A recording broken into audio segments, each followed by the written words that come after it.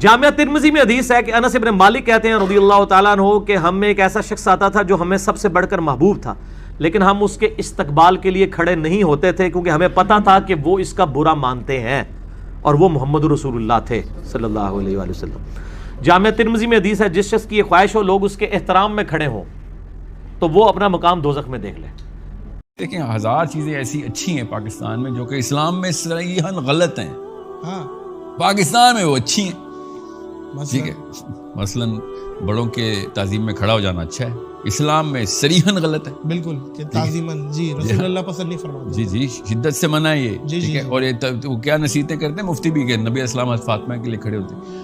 آپ نے اگر کچھ نکالنا ہی تھا اس سے تو صرف یہ نکال سکتے تھے کہ باپ اپنی بیٹی کے لیے کھڑا ہو جائے گا۔